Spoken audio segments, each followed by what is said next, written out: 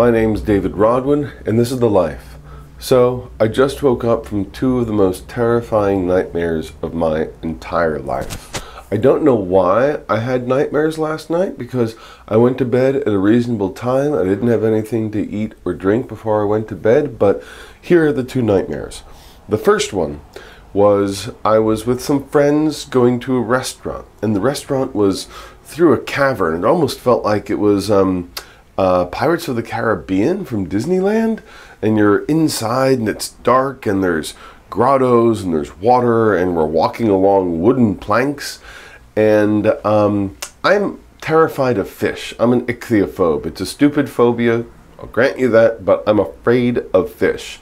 And as we're going in, further and further, deeper and deeper, there's a very narrow wooden pathway we're on, and suddenly I begin to see there are fish on the wooden pathway. But they aren't just fish, they are walking fish. Now apparently these are real things in real life. I've seen pictures of them, and when I've seen pictures I've screamed, and in my nightmare I screamed, "Oh my God, there's a fish!"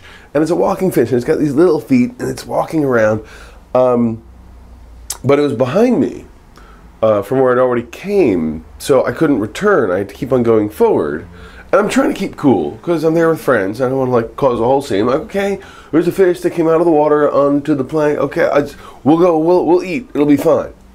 Speaking of which, I can eat fish, no problem, as long as they don't look like fish and as long as there's no head and tail. But I keep walking further in, and then in front of me, I see fish on the plank, and somehow I've gotten separated from my friends, and there are walking fish behind me and in front of me, and I just start screaming, and I don't know what to do, and there's water, and I almost considered jumping into the water, but there are fish in the water. And I know this doesn't sound like the scariest dream ever, but I have to tell you, it's like imagining if you're afraid, I don't know, of human-sized spiders if you're afraid of spiders, but the fish weren't where they're supposed to be. I've had fish nightmares before where I'm in the water and the fish are nibbling on my toes and it's horrible, but no, this was fish on land coming to get me. It so doesn't sound scary the way I'm describing it to you, but it was mortally terrifying, believe me. And I woke up. I woke up at like 3 in the morning. And then I went back to bed. And just now I woke up again. And when I woke up this time, I woke up in my dream. You know the way you do that, where you wake up and you're like, oh, what time is it? And in my dream, I remembered that I had had this horrible nightmare about the fish. And when I woke up, I'm like, where am I? I'm like, oh, okay, I think I'm in a hotel room. And there's a second bed that's been ruffled, so someone else is here. Then I remember, oh yeah, I have a roommate, and I don't know where my roommate is. And I'd set my alarm early, which I actually had in real life. The alarm, I was being very ambitious. I set the alarm for like 6:40 this morning because I went to bed, right around midnight. I'm like, I don't need more than 6.5 hours of sleep. I'm going to get up early. I'll get lots of stuff done. And in real life, I shut off the alarm as soon as it went off. Like, I'm not getting up. That was a crazy idea. And in my nightmare, I'm looking around and I'm trying to figure out what time it is because it's dark again. I'm like, 6:40, is it dark at 6:40? And I go outside, but I'm not in Los Angeles. I'm in this hotel room and I'm in New York.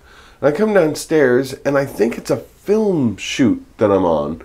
And I'm in New York, and I walk outside, and it's dark, and it doesn't feel like 6:40 in the morning. It feels like evening, like the sun has just gone down.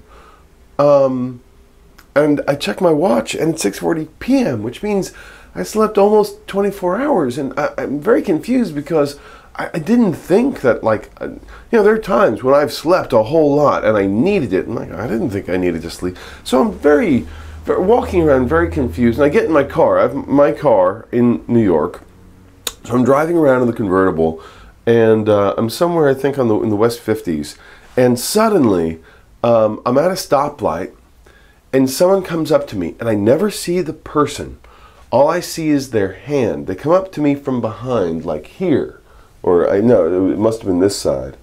I'm in the driver's seat, and they say, "Take this," and I reach behind, and I'm like, "What?" And I put out my hand, and they put into my hand a baby. And it's not just a baby; it's like a fetus. It's not fully formed, and it's pink. And I look at it, and I'm terrified. It doesn't look natural. It's halfway between a gingerbread man and a fetus. And its mouth is open, and it's crying, and it looks almost demonic. And I don't know what to do with it, and I'm terrified. And there are cars that are now honking behind me because the light has turned green. And I see, amazingly, there are some cops just down the way. So I drive into traffic, and I'm dodging people, and I drive right where the cops are, and I get out of the car, and I run down there, and I say, "Someone just handed me this. I don't know what to do with it. Can you do something with it?" And I put it down.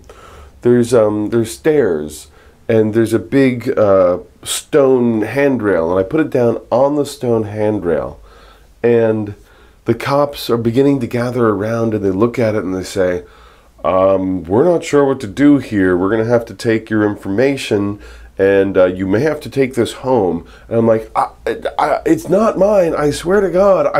Someone gave it to me, and I have to give it to the proper people because I can't take care of that."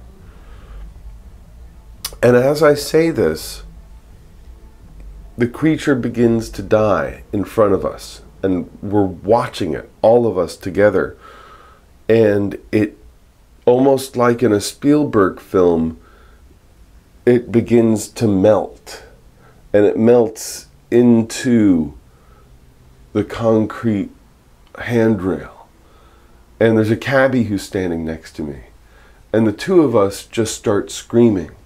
And I fall to the ground after it has disintegrated into the stone railing. And I just curl up into a fetal position saying, "Oh my God, oh my God, oh my God." I can't stop screaming that. The cops are backing away from it. People are saying they've never seen anything like that before. The cabbie who's fallen to the ground beside me, screaming as well, crying out for God. Simply, I think the most terrifying dream I've ever had in my life. And it ends there. That's just where it stopped. And I don't know what it means. I don't know why I had either of those dreams tonight. If you have any idea what they mean, write it in the comments below, because I'm trying to figure this one out. My name's David Rodwin, and this is The Life.